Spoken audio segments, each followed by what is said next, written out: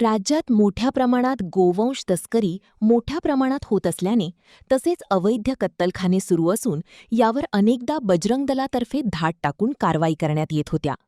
तर आता याच्यावर राज्य सरकारने कठोर निर्णय आणला असून गोवंश तस्करी, अवैध गोवाहतूक, बेकायदा कत्तलखान्यांवर कारवाईचे निर्देश गृह विभागाकडून आदेश जारी करण्यात आले की यावर आता मकोका लागणार आहे. या आदेशाचा गोंदिया येथील बजरंग दल, विश्व हिंदू परिषद यांनी महाराष्ट्र सरकारचा अभिनंदन मानलेला आहे. राज्य सरकार ने गौ तस्कर के ऊपर एक कानून लाया है, क्या बताएंगे इस बारे में?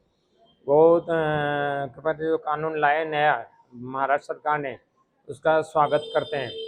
और ये जो मकोका लगाए जो भी सबसे अच्छा काम है, इससे तस्करी में भी रोक लगेगी, गौ हत्या में भी पाबंदी रहेगी और डर भय भी रहेगा जनता के अंदर।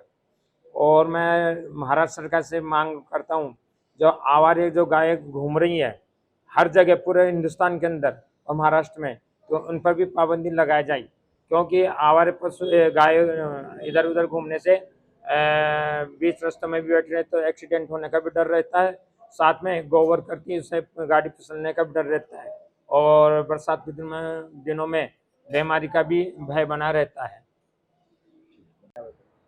आज खूप आनंदाची गोष्ट आहे की महाराष्ट्र सरकारद्वारे आपल्याकडे जे गौवंशचे तस्करी होत होती त्याच्याकरता एक कानून काढलेला आहे आणि मकोकाच्या ह्याच्याने कार्यवाही करण्यात येणार आहे. अजून एक गोष्ट सर्वात जास्त चांगली झाली की सीमा जी आपली असते राज्याची सीमा, तिथून पण खूप जास्त गौ तस्करी होत राहते, गाड्यांचे होते. तर त्याकरता पण राज्यामध्ये राज्य सीमामध्ये तिथे चौक्या वगैरे लावणार आहेत. अजून ही खूप आनंदाची गोष्ट आहे, हिंदू समाजासाठी पण आनंदाची गोष्ट आहे की आपल्या महाराष्ट्र राज्यात गौ तस्करी खूप जास्त वाढून गेली होती. त्यासाठी हे जे कानून आणलेलं आहे ते आपल्याकडे आलेलं आहे.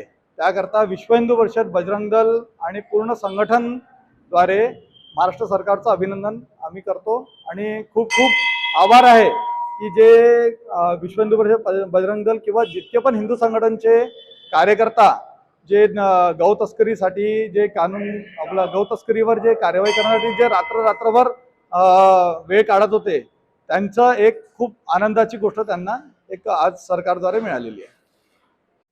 Sunil Kawale, the sting operation news, Gondia. The sting operation news, सत्याचे दुसरे नाव, अन्यायावर लेखणीचा घाव.